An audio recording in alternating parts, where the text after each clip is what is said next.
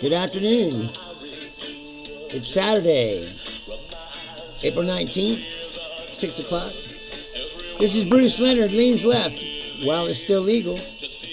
Still legal today, I believe. Seems like the Supreme Court might be trying to save us here. uh, we'll see. Still two of them. Still two of them got to worry about. But that's better than five. Or anyway, how you guys doing? And it is Saturday, and as you know, on Saturdays we have. Hey, Questel, how are you? On Saturdays, I don't have my beer today, but I do have my Italian friend Daniele Bolelli. How you doing, my friend? Good. How's it going? Good, good, good. It's good to see you. You haven't been here for a couple weeks. What do you think? Some. About I'll tell you something that may be somewhat related to modern events. If you're ready to roll on that, so I was helping my daughter with U.S. history, right. and we started looking. We looked at Frederick Douglass, and then we started looking into John. Right. And we started looking. We looked at Frederick Douglass, and then we started looking into John Brown, and I started telling her about this series that I did about John Brown way back in the day. History on Fire. Yes, it was great. And as we started talking and we started reading the quotes, and we read the quotes and all of that, it started striking me how many similarities were there between the John Brown story and at least, not exactly, of course, but like at least the impulse behind it and the Luigi Mangione story, assuming that Luigi is actually the guy who shot we are assuming a lot of things. Of course, the trial hasn't happened yet. Right. But if what the story we are told is correct, then there's something considered insane by a lot of people of the time. Sure. And he was like, why are you so violent? And why are you doing this shit? And all of that. And Brown was pretty clear about the fact that to him, the existing system was so intolerable that you could not live with slavery for one more day. So the slow, progressive, maybe in 30 years we'll get down to one little step at a time to abolish it, wasn't going to fly by him. He wanted to provoke a confrontation. He believed that it would be nicer if there are other ways, but this is what I'm going to go for. And so he decides, and he goes out. There's the whole bloody Kansas story. There's him killing 5 pro-slavery guys. Then there's all this stuff which is precisely what will attract the admiration of Malcolm X, among others. And also attracts all the scorn from a lot of people who say, this is just doesn't work, it's terrible, it's violent, we should reform instead, and all this stuff.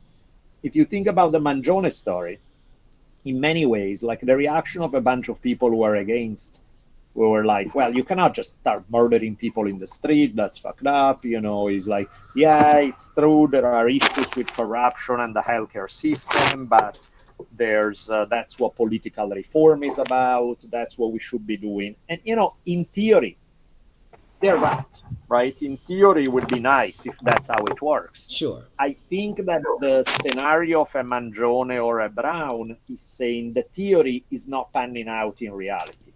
Like, you're telling me that there are other ways to accomplish it. Please show them to me, because I've not seen them accomplishing anything. Right. Now, of course, the jump from the system is not working, even the criticism of the system are not working, to actual political violence is a big jump.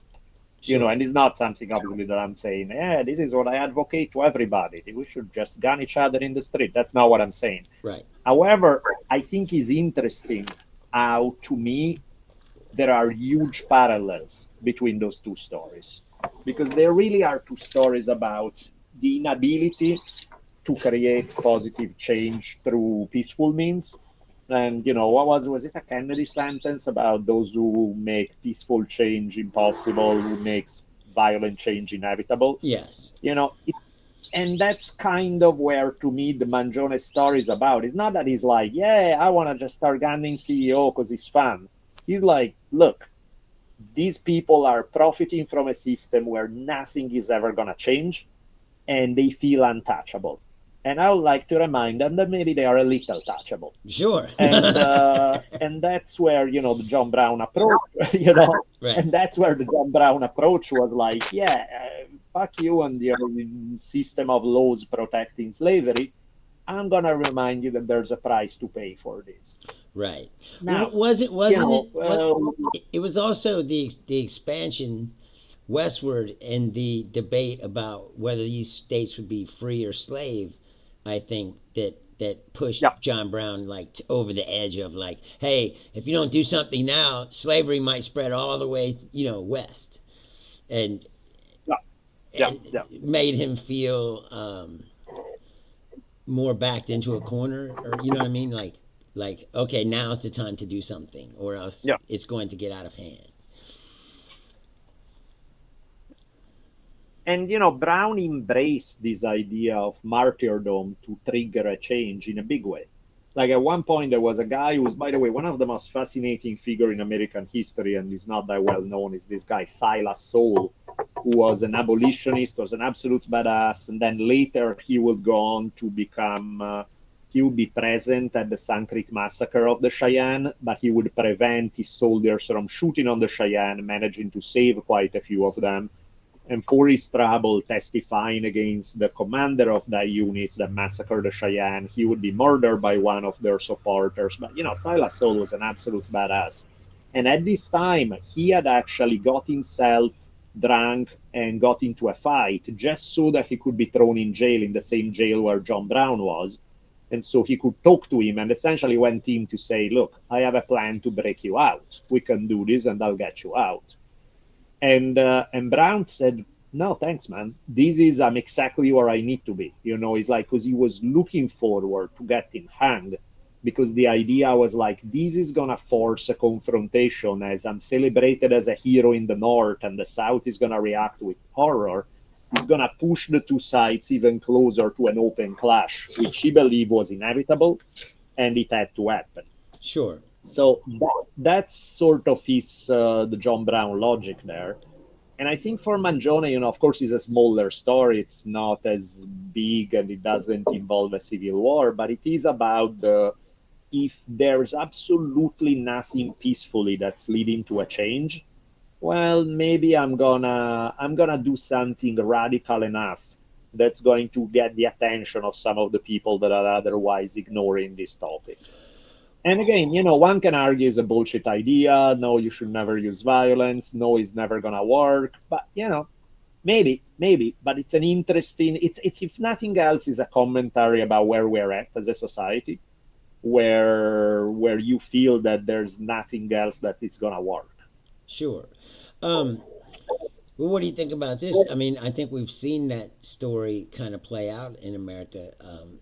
Today, I think, is the anniversary of the Oklahoma City bombing. But Yeah, McVeigh was kind of in the same, like, in his own mind, I think, in the John Brown mode of, like, I will do something and then people will stand up. I will yeah. cause something to happen by doing this bomb. But it didn't really work out that way for him, did it? Like, Well, and also I think a key difference in my mind between people with whom you may completely disagree, but I wouldn't qualify as terrorists, versus people who objectively check every box to be a terrorist, is, are you just targeting a bunch of civilians in the process or not?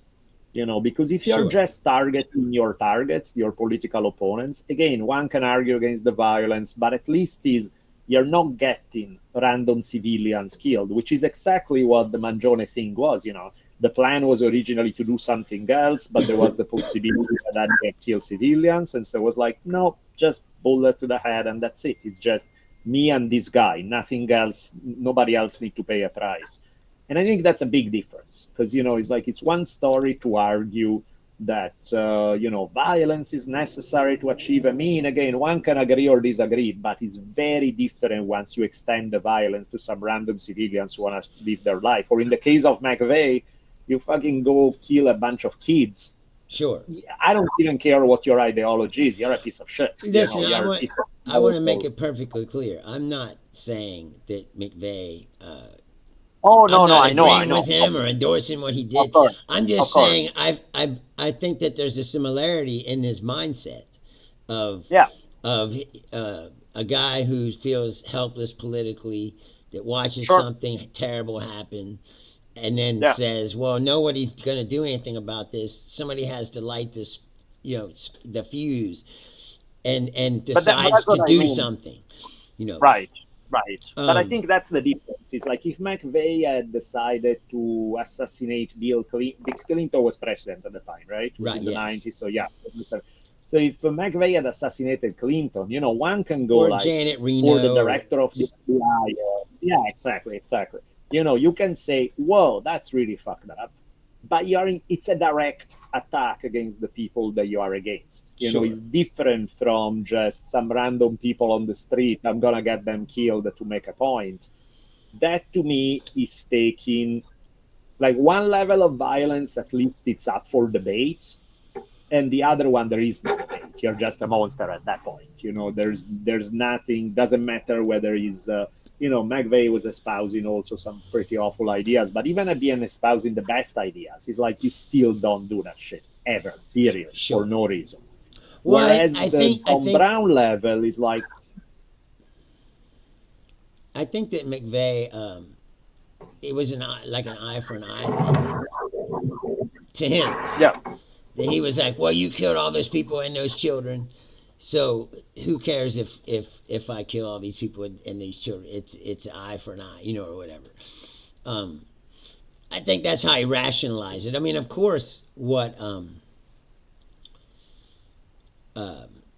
you're saying is true. I mean, what he did is awful, but um, I just was pointing out, like, I think that he thought the same way, that it was a political act, that he wanted to cause change absolutely, sure, by doing this. sure, sure, sure.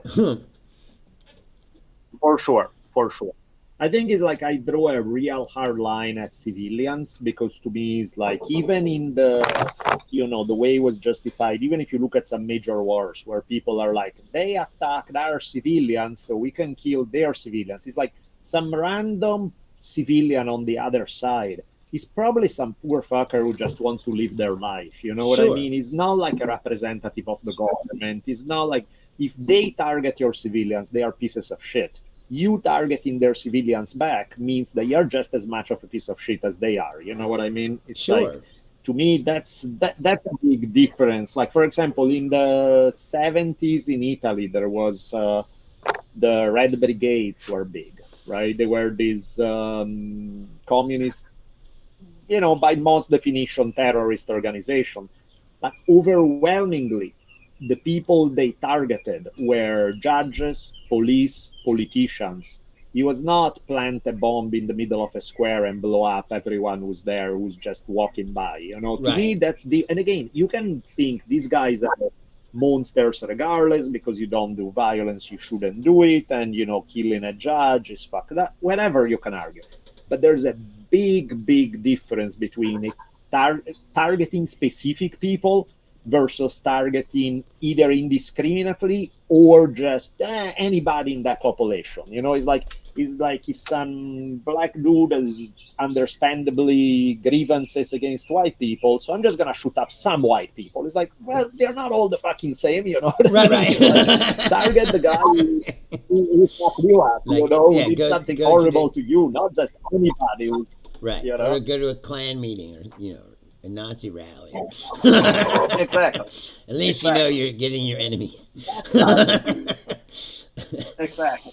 Yeah, just blowing up a coffee shop or something is like not really do. That's why Yeah. I have always been on the side of the Palestinian people, but I do not agree with what they did. The same thing. Like they Of made a course. mistake. They shouldn't have done that. They made themselves Yeah. into the bad guys Yeah. by just going to that Yeah. music festival and killing a bunch of Of random, course. innocent fucking people. That it's like, if you're gonna attack something, attack a military Hundred uh, percent. uh, place or something like that. You know what I mean? Like, Yeah. and and they also lost the public relation battle. Yeah. yeah, yeah, you know. But what I think that's funny that completely. That's why Israel to does me the is, same yeah. thing though to them, and people give them a pass, which Oh yeah, sure, sure. I don't get that part of it. No, that's why I don't give a pass to anybody on that. Is like, to me, is like, I don't even need to hear your reasons. If you're targeting civilians, to me, you're a piece of shit. Doesn't even matter. You can be 100% right in terms of your grievances. You can be 110% right. You still do not kill a random civilian that has nothing to do with anything. You know, it's just, if you want to go after their political army, their whatever, I see the logic. But civilians, no, that's a different story. And of course, by the way, if you look at the history of the world, in the overwhelming majority of conflict, the majority of the victims are civilians, right? Sure. It's not just the guy in uniform on the other side who's there to fight. And even those, most of the times, get forced into it. But let's get past that part. But like a ton of the time, it's like, they are fucking Germans, so just bomb them. Doesn't matter. Doesn't matter who's at the other end of the bomb. As long as they belong to that nation or that skin color or that group, and that idea of group targeting, of group retaliation, to me is bullshit, because not everybody in a group is the same guy. Now, if you know personally that that guy is either responsible or supportive of horrendous thing, that's a different story. But it has to be targeted on a personal level. It cannot be just indiscriminately, because again, otherwise it's like, yeah, let's just kill any white person or any black person or anybody from that religion or that other religion or from Disney. It's like, that's bullshit. That's just, that is not, That's like the American like, at way. that point, yeah, you're just a shit. Like Yeah, I mean, that seems to be. unfortunately, that's been everybody's story, There's right? all It's these just, people that just go, you know what? I'm just gonna walk outside and start shooting, and like yeah, yeah, yeah, it's yeah, just like randomized violence. It's not targeted in any way. Like um, totally, I totally. guess unless you want to like And, the horrible Pulse thing, like the guy was like, I don't like gay people, so he went to a gay place. It's like I'm gonna kill a bunch of gay people. You know what I mean? Like yeah, um, but generally it seems like yeah, just like sure. this But, yesterday on yeah, the college, the kid just walks out and starts shooting people. And you're like, hey, yeah, yeah, yeah. No, absolutely terrible. And that's why, to me, I mean, even like if you take, and again, let's take example of absolutely despicable people, right? But if you take like the Osama bin Laden Al Qaeda example, if in 2001 Osama bin Laden wants to blow up George W. Bush, one can disagree, one can agree. Doesn't that's a judgment call that people make, but it's like, it's a personal thing, right? It's like, there's the leader of the other side of my enemies, I'm targeting that guy. If you just blow up towers full of people or airplanes full of like some toddler who wants to go to Disneyland, and some, you are a serious monster at that point. You know sure, what I mean? That's like, I don't give a fuck at that point what your political grievances are or how right they are. That's taking it to a whole other level.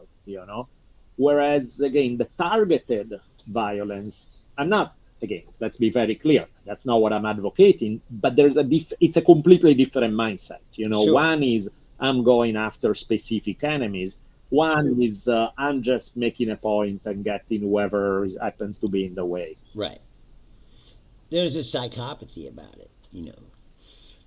The other Yeah, the other yeah, guy you're yeah, talking yeah, about is like a focused fighter with like a reason for yeah, what he's doing. You know exactly. what I mean? Like, and these people might think they have reasons, but they also enjoy killing. You know what I mean? Yeah, Like, yeah, I mean, yeah, you have to enjoy it on yeah, some level to do some shit like that. I would think. totally, totally. So, I think that's, and again, of course, we are at a place where so many people are feeling disenfranchised. They are feeling like their voice doesn't matter. They are feeling like nothing changes in a good way. All of that stuff is happening. And so, of course, you're going to get the odds of political violence are increasing by the minute. And that's why, of course, we all hope it doesn't go to the John Brown scenario where you end up with a civil war, or even you end up with like just maybe not a full civil war, but like regular violence on the streets with people targeting each other or stuff like that. Right. But the odds that it may be going there are getting higher and higher by the minute. Sure. I definitely started thinking more about it. Like, what would I do if that was the case? I was talking about that the other day on this show. It's like, well, I'm not. I've known some doomsday prepper people. You know those people. People that are like, I have all these guns and bullets, and I got all these canned goods, and they're they're stocking up shit. They're like, Yeah, I got MREs or whatever they are that you so you can eat, And I was like, well, I'm not going that yeah, far. yeah, I'm not getting a bunch of canned goods and shit, but I am getting weapons together. Like I got some guns, and I'm definitely thinking I yeah, should probably keep them clean and ready to go. I finally bought yeah, I bought a. yeah. Oh, sorry. What did you buy? No, I was just gonna say, like, I bought a sword, so I have a hand-to-hand weapon. Because, like I said, it's like you don't know what's gonna happen. Nice. Um, and I Yeah, always say to people that guns ain't yeah. enough. This is You need clearly not the hand-to-hand weapons as sign of. well. As of- yeah, yeah, yeah, yeah. I mean, it's obviously the sign of a society that's going to shit. It's the sign of a culture politically and on every other level that's going to a really fucking bad place. Nobody's saying this is great or yay, let's do this. I think anybody who's advocating for civil war is a psycho, but at the same time, like I think is part of the process, even without endorsing things, is to understand what is that's making people flip out, what is that's making people go certain routes, or again at a much milder level when we talk the targeted violence, what is that's making the John Brown of the world go their route, or the Luigi Mangione, or all of that. And I think it's like people who think that this is terrible, which I think is probably a good chunk of people, because clearly the advocating murder is not a super popular opinion.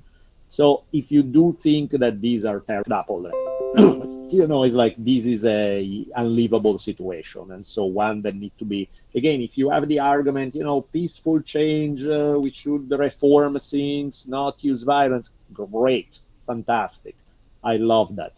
Make it happen. Otherwise, of course, you're gonna have violence. Of course, you're gonna have people flipping out and doing even dumb shit or whatever.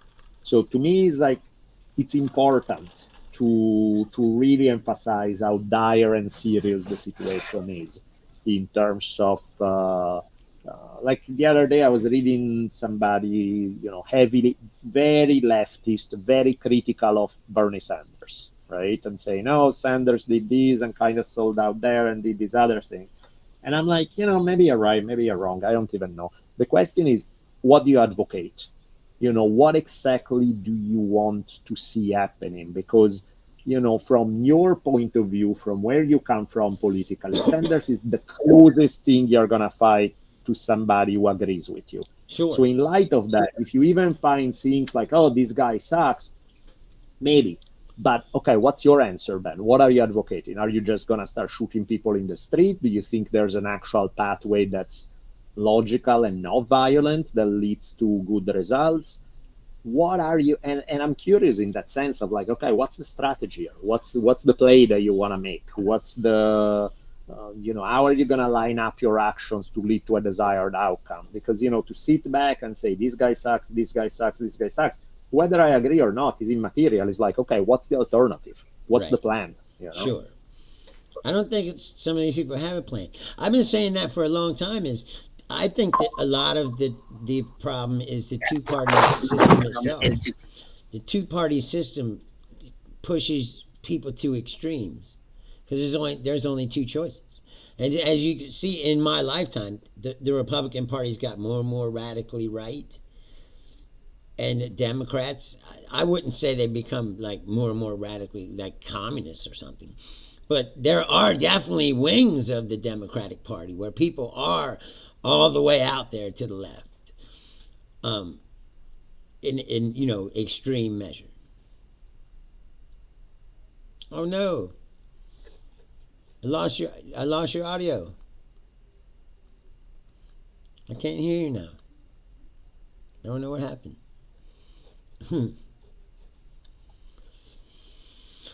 Oh no, I lost your audio. I can't hear you now.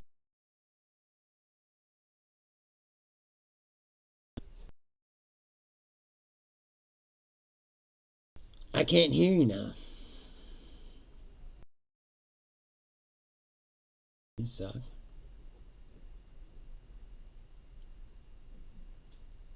Now you froze up. Can you hear me now? Yes. Now you're back. Okay, I don't know what happened. cool. um, but I mean, don't you think that's the case? I've always thought I it's think like there's way more than two ways of looking at the world, man. And when you tell sure, people and I there's think only what two happened ways, is the yeah, no, I agree. I agree. That's fucked up. I think what happened though is that the Republicans have been very like they have gone for what their guys want. Their guys want very extreme right ideas, and they have gone exactly for them. Democrats have tried to stay like so much of the I don't want to piece these guys off. Republicans have been not very good interest, but they don't have that same ideological thing that Republicans seem to go hardcore for. Thing that Republicans seem to go hardcore for. yeah, I was thinking about that today. It's like the Democrats' problem is it's much more.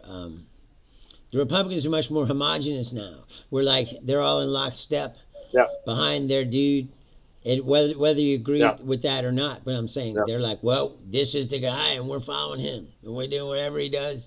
And Totally. and Democrats Yeah, are arguing with each other about who's gonna be the leader, and yeah. like there's lots of Democrats that still want to be like middle of the road, like you said, like Totally. they seem to Totally. act like this is the part I don't think that they get. They seem to act like that the old world is gonna come back. Like where they could compromise with Yeah. Republicans, and the Republicans aren't compromising shit, No, and they're not absolutely going not. to. You know what I mean?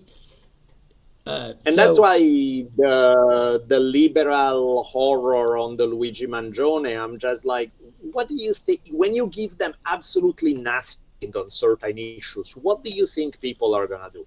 What do you expect? Like, it's so easy to sit in your chair and just point the finger and go like, "Oh, violence is bad." It's like, yeah, sure, I agree. What are you proposing instead?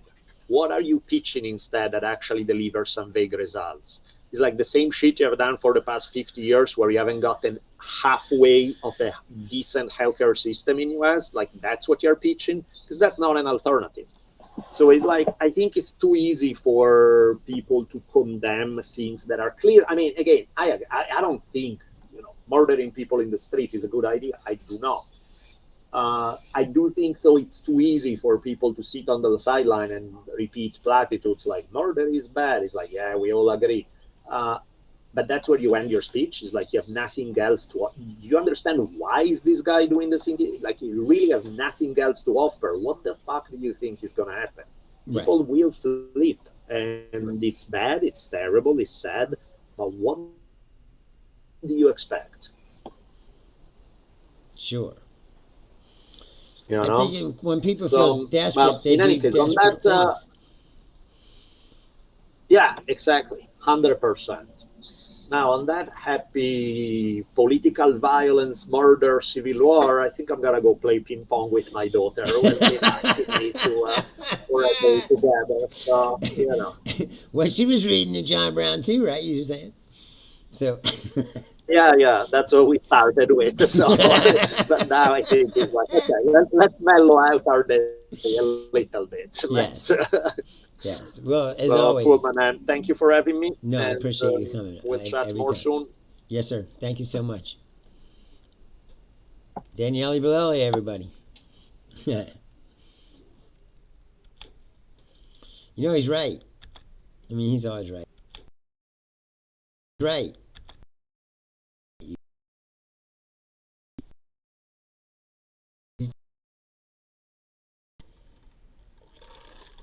The President of the United States is trying to break the Constitution of the United States. It's a crazy time.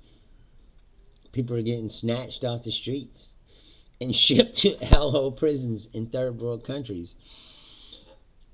Here's a story you might not know. I just found this out. I don't know if you remember this, about 2 or 3 weeks ago, maybe a month ago. They had an MS-13 gang leader that they were about to bring a case on. And the Trump Justice Department all of a sudden dropped the charges. And nobody really understood why. Nobody really knew why they were dropping these charges. Even the judge was like, what do you mean? But come to find out, this guy has some kind of relationship with the president of El Salvador. And there are lots of people, and there's some evidence to back this up, that think that the president of El Salvador made some kind of a deal with MS-13 before the CCOT and all that was made. And that some people think that he unleashed MS-13 on El Salvador so that he could suspend the Salvador Constitution and build these fucking prisons. Now, I don't know the terms of this, I don't know much about it. I just found out about it. But it is very interesting, I find it, that the possibility that this guy set up his dictatorship by making a deal with it'd be like the Mexican president making a deal with the cartels, that the cartels would do some crazy shit and kill a bunch of people, so that the Mexican president could declare martial law and take over the country. You know what I mean?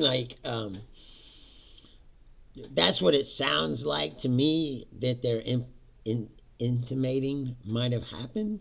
That the Bukele, I think his name is, right? I don't remember his fucking name. The guy's a fucking prick. Anyway, that he set this situation up.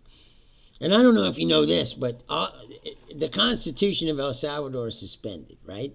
And they have to re-ratify that suspension every 30 days. I guess in Congress or the Parliament or whatever of El Salvador. I don't know how it's set up, but and this has been going on now for a couple years. So he's a dictator, but theoretically they could undictator him, anytime. Somebody in a mega hat just drove by while I'm watching this. Tell him to fuck off. So yeah, so theoretically they could undictator him if they wanted to and take away his powers, I guess, by not ratifying him. But I would imagine that at every 30 days that the Parliament is gathered up in a place where he has guys with guns all over the top. They just keep re-ratifying it or they'll get shot.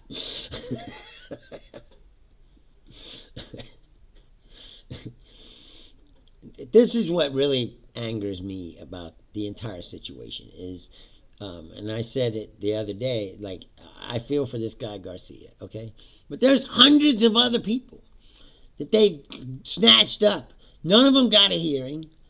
None of them, there's a gay barber guy that they were talking about, a gay hairdresser dude that's down there.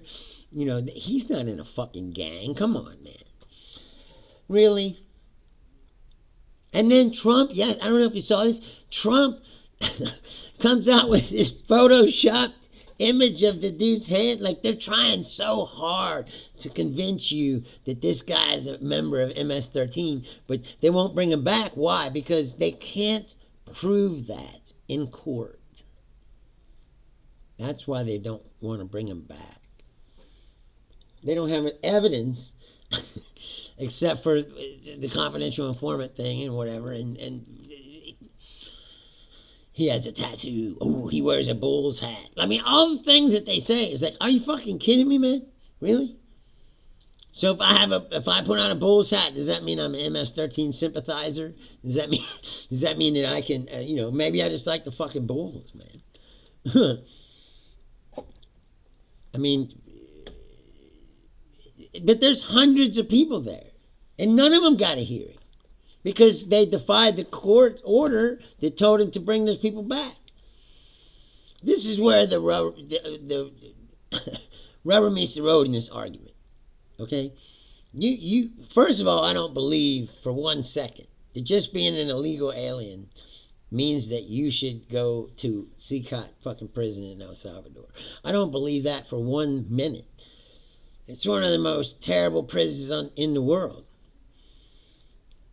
The only people that should be in there are people, gang, murderers and terrorists, terrible people. Now, like I said on this show before, if you can prove to me that a guy is in MS-13 and has done horrible, terrible things, I don't give a shit if you send him down there. Matter of fact, I might be all for it. I mean, I don't know how I feel about CCOT prison in general as a humanitarian, but I don't feel much sympathy for people that are scumbags. And if that's where they end up, then that's where they end up. But here is that's not what's happening. What's happening is just what I said multiple times on this fucking show is they fed people this bullshit narrative that the country is filled with gang members. What's happening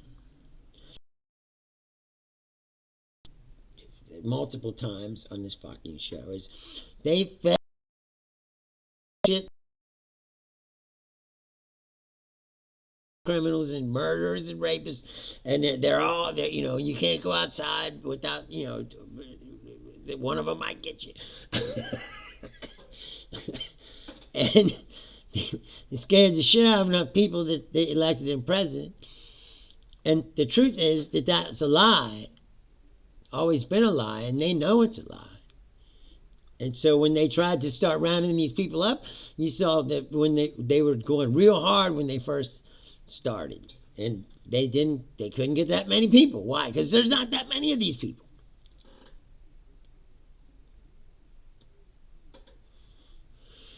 And then when you try to talk, hey, come here the right way, and then you go, what about this guy who came here the right way, and they came and abducted him at his citizenship meeting, where he was trying to become a citizen.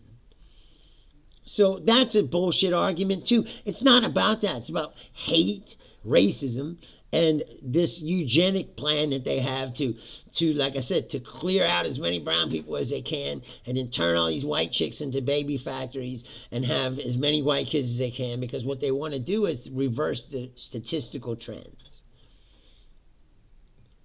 that say that white people would become a minority at whatever time, and it's like a doomsday clock for them. They're like, oh no, white people will be a minority by 2050. What? Start fucking. Get the brown people out of here. Like, that's what they're doing. Because they're Nazis, bro. Yeah, I said it again to me today. Oh, stop with the Nazi shit.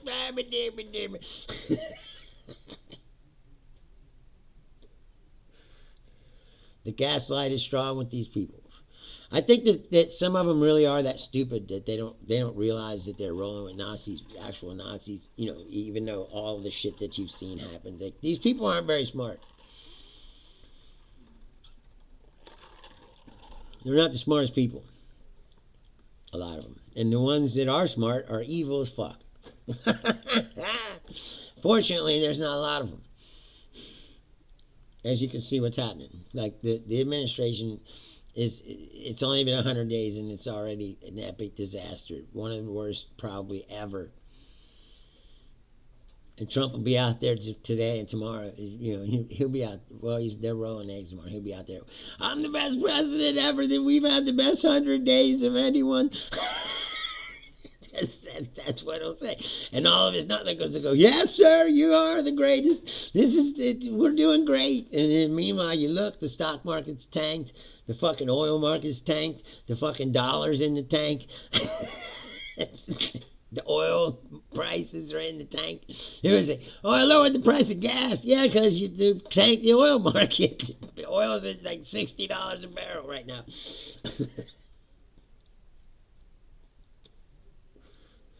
So yeah, the gas is cheaper, but not for the reasons that you want it to be. The guy's an idiot. He stocked his administration with idiots.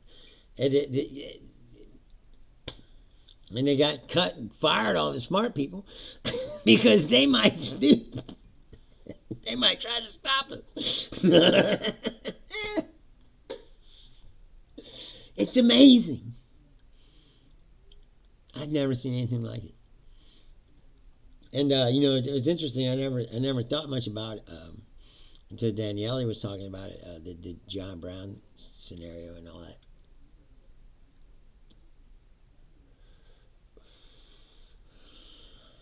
I feel like there's someone out there who's probably more than one who feel like that something needs to be done, and that's what I was saying. It's like I was saying the other day. It's like you got to prepare for it. Something might happen. Like this is a bad scenario. We're in a bad spot. I said the president of the United States is trying to break the Constitution, and the first verdict was 9-0, and then this one was 7-2 to stop the deportation because they were trying to load a bunch more people onto a plane and fly them out of there to the Seacott prison on Saturday, again with no fucking hearing or no evidentiary presentation. Look, here's the deal. And J.D. Vance is all over on Twitter or whatever, like, oh, you want to stop it from deporting illegal? Like, no, this is the deal. You can deport illegal aliens. And yes, it was part of the reason why you were elected. Sad to say, but it is. But you can do that and follow the law. Biden deported more people than them. But the point is, Biden is just deporting people. He wasn't sending them to a black hole prison in a third world country. What they're doing is something completely new. I mean, I'm 52 years old. I never seen anything. I never seen a president deport people to prisons in another country. Why is this? I was asked the other day. I don't understand. I don't get why. I mean, I've just told you the reason why they're doing it. The whole program is this. What I told you. It's the eugenics program. They're freaked out about, like I said, that white people might become the minority in this country, so that they think we need to cleanse this country of as many brown people as we can. And then there's like a cult that they've created. I was talking about it a few episodes ago, where they say we need to have kids, more children. It's all white people. And they're like trying to turn these white women into baby factories. And if you think about that, just the very idea of it is a bunch of crazy extremist people who want to have kids. They might be borderline psychotic. They want to have as many kids as possible, which means there'd just be a bunch of white psychos running around. And of course, they'll be raised up with this, MAGA philosophy, and I think that's the other part of it. Like, MAGA has never been over like 30%. I think 35% is probably the top, where it tops out. So they're the minority and they know it. And they're like, we need to get the numbers up.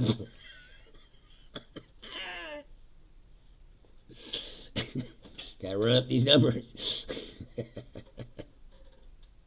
gotta. I mean, I don't know, man.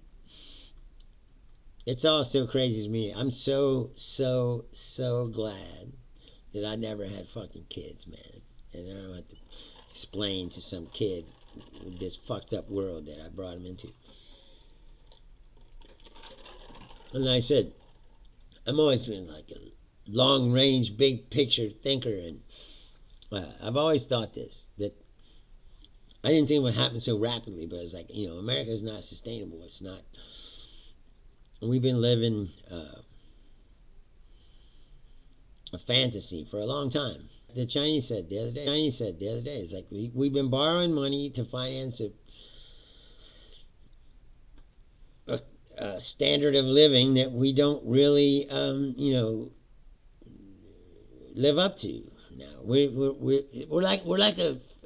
like a guy who doesn't make that much money, but he bought a bunch of like cars and shit with credit cards. So like, oh, it looks like he has money. He's driving a Ferrari or or whatever. But then you look at his actual net worth, and it's like, oh, he owes more money than he fucking makes. It's like, and like that's kind of what we are now. And now that Trump told everyone to fuck off, they're selling off the bonds and shit, and that's why the dollar is going down.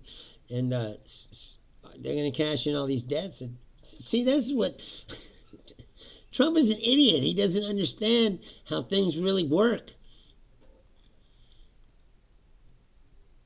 This is the thing that's funny, is he thinks that these other countries are fucking us over somehow. Dude, these rich people, his friends, they're the ones that made all these fucking deals. The rich people are the ones that sent the jobs. They were like, oh, if we put our factory in China or whatever, we could get workers for $1 an hour. We don't have to pay $21 an hour, whatever. Or whatever. We could get workers for an hour, whatever. Or we put it in Mexico. Michael Moore was talking about this years and years and years ago. Hey, what's up, Gary? Yes, the fart of the deal. Michael Moore was talking about this a long time ago, where he made that movie where he went to like the payday factory. And like, oh, they're moving this payday factory to Mexico, because of NAFTA. And but I mean, I believe that all that shit was inevitable, don't you think? I mean, the world. This is the problem: is these isolationist people are holding on to some vision of the world. It's no longer relevant. It's one thing to be isolationist when the only transportation was ships and. It's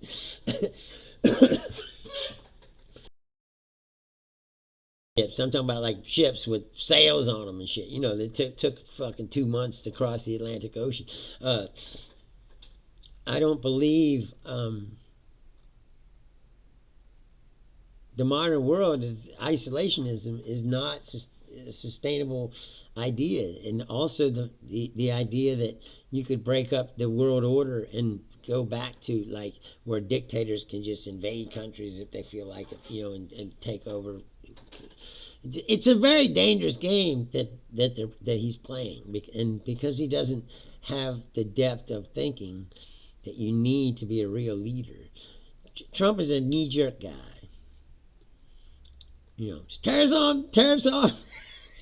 It's just like this thing with the deportations. It's like Trump's like, oh, I control everything, right? He's the strongman dictator. Until he thinks that something might not work out the way, his way, then that's when you see him back off, and he'll go, well, I don't got nothing to do with that.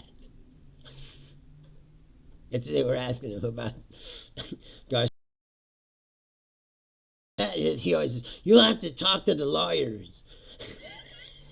That's when you know that he knows he might be fucked, is when he starts saying, well, because usually he's like, I'm in charge of everything. I make every decision. I do this, and these nutlickers do what I say, and he's proud of that.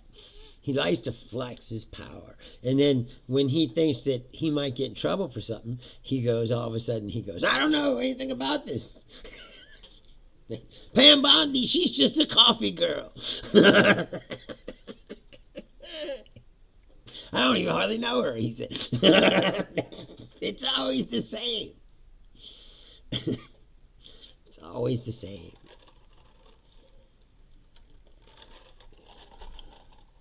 See, a lot of people think that he's going to start firing people like he did before. But I don't believe that he can, because uh, he doesn't have, there's not that many people left for him to. It's like, where is he going to get the people? He's already ran out of people, qualified people who work for him. That's why his administration is stacked with all these people who are unqualified for their fucking jobs, because they ain't no, serious person would take these fucking jobs. Who's going to be the Secretary of Defense like a real person? And then have to listen to Donald Trump tell him what to do. It's not going to happen. And those people would tell him no. And he says, I'm going to do the Insurrection Act. Send the troops to Chicago or whatever. They would say, no, we're not doing that. And he knows that. So that's why he doesn't have those people. That's why I think that people got fooled by the first Trump administration, because they were like, well, he wasn't that bad. It's like, the reason why he wasn't that bad as he is now is because there were people in the government who stopped him.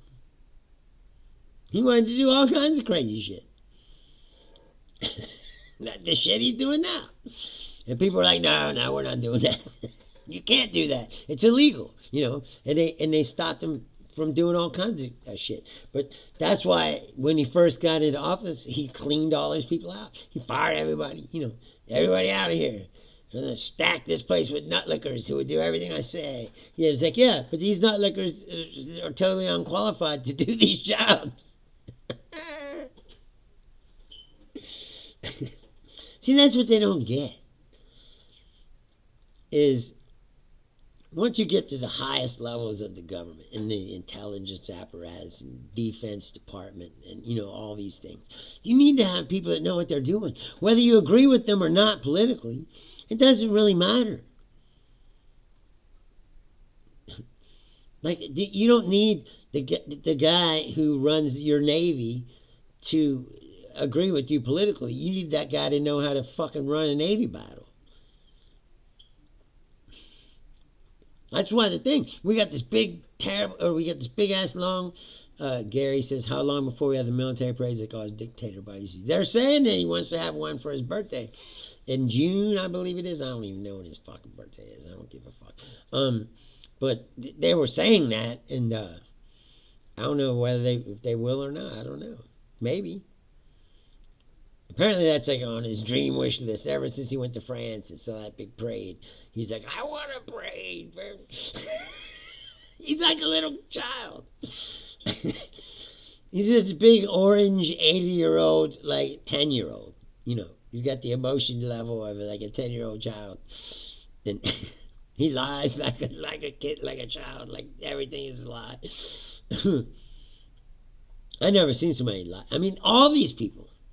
I've never seen lying on this level. Like, where they all coordinate, they all get together and say, we're going with this bullshit story, and whatever happens, just dig in. And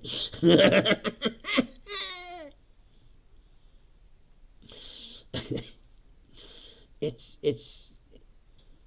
like I said, it's not like any kind of America I ever remember. Now, politicians have always lied, but there was always like an element of truth to it, right? Even ones you like.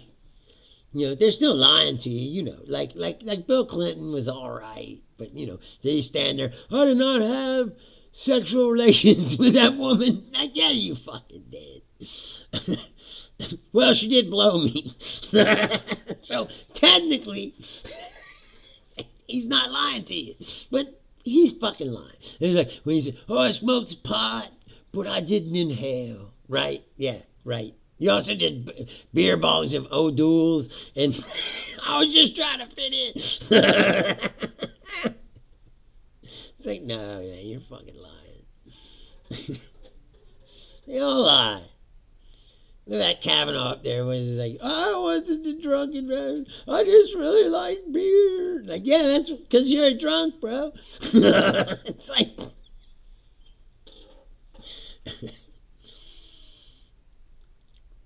they all lie. That's what I mean about the right wing. It's a lie. Their entire philosophy, their entire worldview, it's, I'll be generous. Let's say 85% bullshit. It might be 15% of it. It's actually based on like actual real life, like I said, I'm being generous with it. It's at least 85% complete bullshit. Like that, like that. This is an invasion of Trinidad de Aragua is an arm of the Venezuelan government. Every intelligence agency just said just this week that Trinidad Aragua is not connected to the Venezuelan government. The Venezuelan government doesn't fucking control Trinidad Aragua. It's a lie. Why? So that he can use this bullshit insurrection as some kind of invasion, because this is all just some cooped up fucking scheme from Stephen Miller. We've been working on this shit his whole life, trying to figure out how he can fucking eradicate the country of brown people.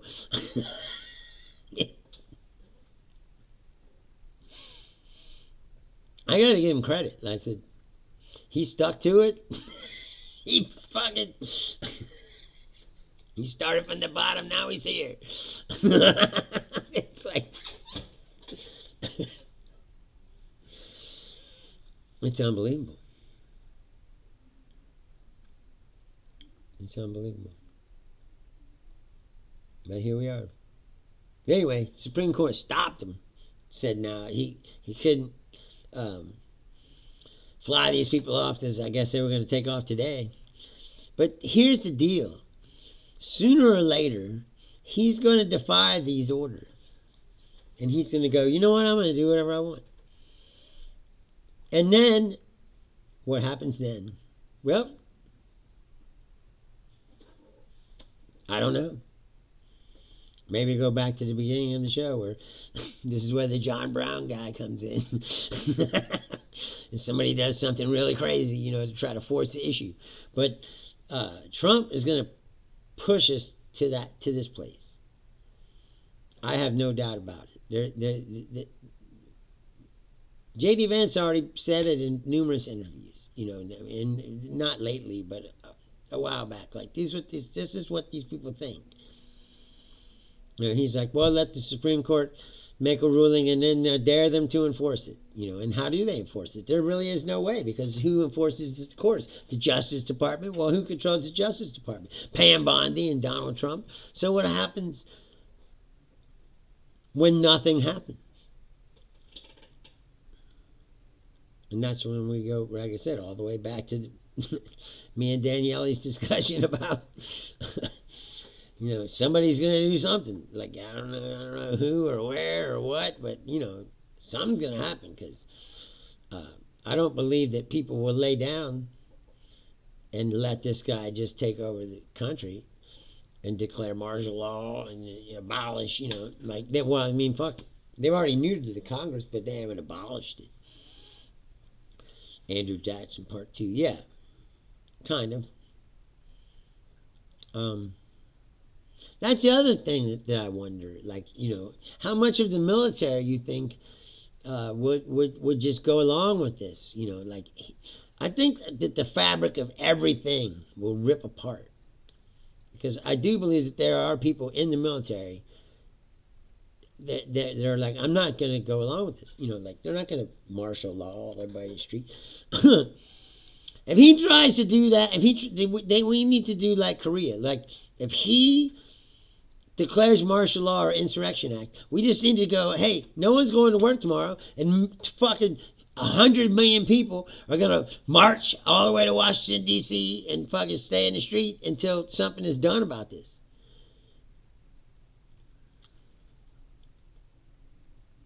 I mean, that's what we need to do, and force the Congress to impeach him and remove him from office and put everything back. Like, because Korea just went through this, and that's what they did, and their country is right back on track. You know, and it was the same situation. The Korean right wing party was trying to protect this guy, a bunch of nutlickers, and he declared martial law, and the people just went out into the street and said, "Fuck you," and they stood out in front of the Congress and said that, and the opposition party said, "Well, we're just going to stand here in the Congress and file articles of impeachment every single morning until you do something about this." And there was also, 1 million people outside in the street, and so eventually they had to relent, and they impeached him, removed him, and put him in jail. That's what has to happen here. And the thing is, you don't even have to flip all the Republicans. You flip 20 of them, done deal. They only have like a 4-vote majority. So, hey, let's say you can flip. I'd have to do the number. I don't know about the impeachment number. You need 2/3 of the Senate, I believe. But like I said, if you had 1 million people out there, 50 million people out in the streets, and nobody's working, and the country's shut down basically, I think that would get people's attention.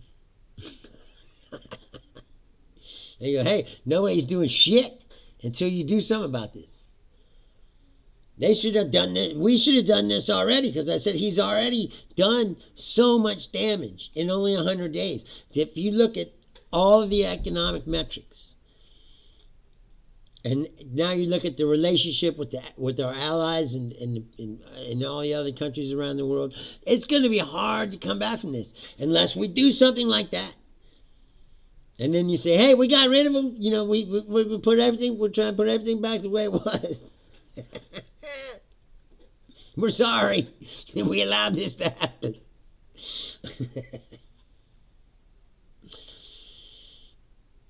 It's unbelievable. You don't even have to have this conversation. It's gotten this far, because I said he's already done numerous things they could impeach him for. Numerous. I mean, he's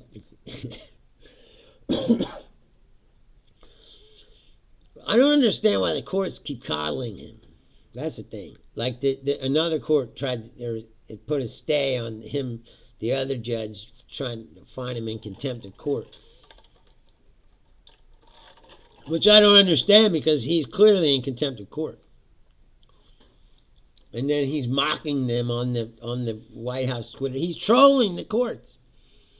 And they're still coddling him, letting him get away with shit, which I don't, that's the part I don't get. The court needs to stand up and say, no, enough is enough. These people, like I said, you want to ship people off to a hellhole prison in a third world country, the least you can do is show your evidence in public. The right to stand in front of your accuser is in the Constitution. Like I said, if you're just talking about deporting people, maybe I could buy into that. But you're not doing that. You're arresting people and incarcerating them indefinitely out of the country, when then you can pretend like, "Oh, well, we don't have nothing about them." And like, hey, that is not cool. The very idea of that is so un-American. And we live around there's a bunch of people that you work with, that live next door to you, who believe that this shit ain't that bad. As a matter of fact, some of them believe these people deserve it, That's how propaganda works. It works. You take a guy, you sit him down, you play him enough shit, on enough YouTube videos and wacky shit, and he'll start saying, constitutional rights are overrated. constitutional rights leads to liberals and communists taking over your country. It's like, and it's true. These people shamelessly lie. And if you don't believe me, go watch yourself a Dinesh D'Souza movie. Who gets to pull the lever on the guillotine? We should take turns. Can't have all the fun for yourself. But I would volunteer. It's like Daniele was saying, this is not where we want to be. No one is advocating violence. As a matter of fact, I beg. That's why I'm saying we need to do what Korea did. The whole country needs to go, you know what? Fuck you. But it's not going to happen because Fox News and all these, half these people are brainwashed. And there's a lot of people in America who are apathetic that do not even participate in the political system whatsoever. And a lot of them probably don't even know anything about it.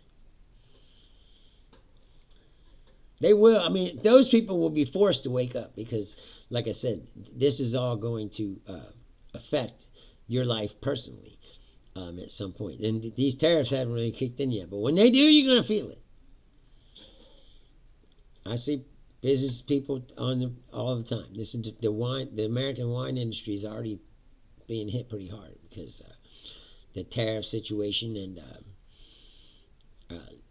the Canada pulling all the wine and liquor off of the shelves. They said that there's wine people who takes 2 years to make wine, so they already made enough wine for these Canadian imports and sales, and now they're not getting that. Now the wine's just going to sit there.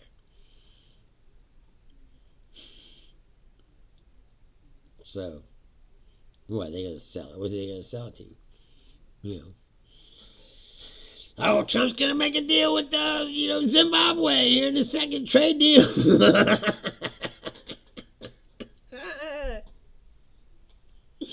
Oh my God! I saw a thing. They said the trade deals, the average trade deal, how long it took to make it. There's like 3 or 4 years usually of negotiations to get to a trade deal. He's gonna do a trade deal with every single country in the world in 90 days. It's not even 90 days now. It's like down to like 70, I think. It's like, they haven't even talked to China.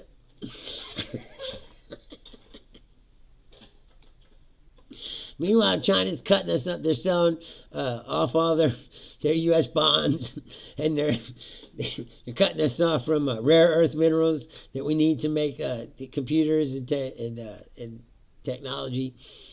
We need rare earth minerals to make the fighter jets for the military. Like,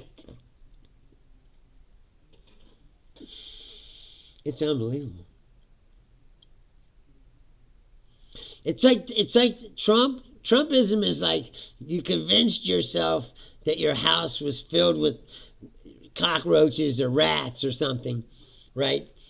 And even though it probably really wasn't, you might have saw one, and you're like, oh, I saw a mouse. I bet you this place is infested with mice, and they're communists. And so your solution to that problem is to burn your house down.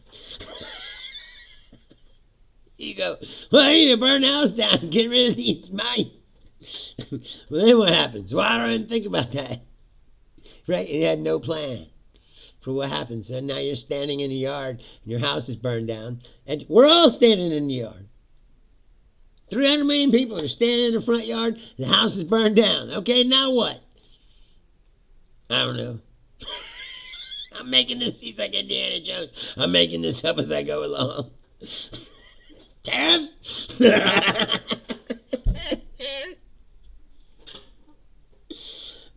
All right, tear us off. Wait, tear us off again.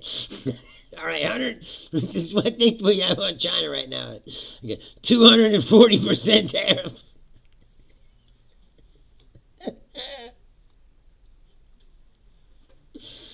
It's a tragedy, but it's also very funny. It's like This country has collapsed under the collective weight of its own stupidity. We're all standing here in, that's it, front yard looking at burned down house, going, wow, that was fast. It wasn't even like, oh, he's gonna slowly tank it, over the 4 years. Like, nope, put the pedal to the metal. They're gonna just drive the car through the front of the house. How about that? That'll kill some mice, right, or whatever.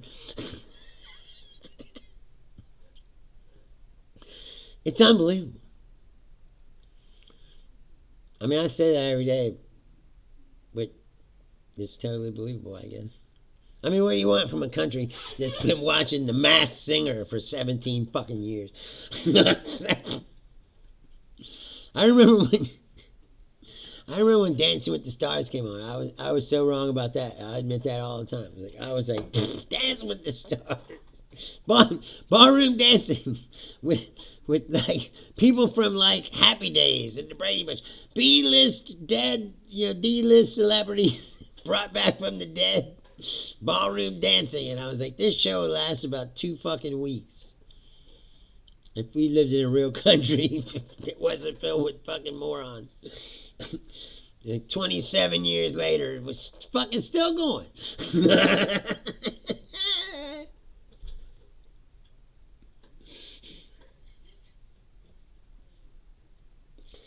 I don't know what to tell you.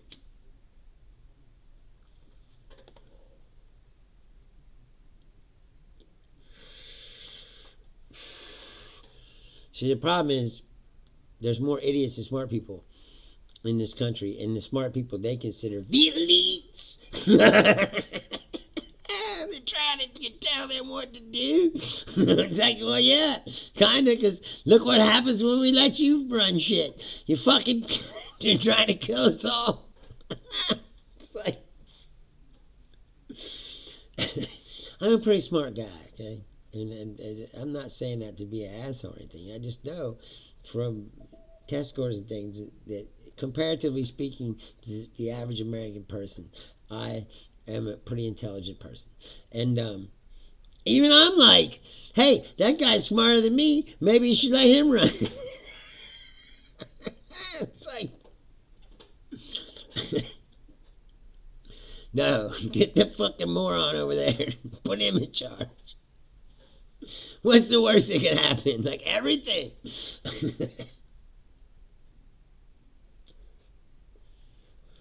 like a perfect storm. Anyway, don't forget about Abreu Garcia. Don't forget about those people down there. And the other people. Like I said, we need to not forget about that. And anyone that's down there that's not a gang member needs to be brought back.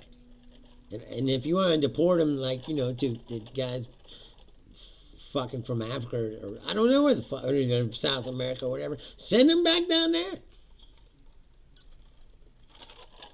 But drop them off at the airport and let them walk away. Like, it's like, we don't need to be putting people in a black hole prison, bro. It's like some plot out of some Andor. You ever watch Andor? Like, that's exactly what they did. And snatch people up and put them in that fucking prison, like in this planet way the fuck out there, and nobody knew where they were.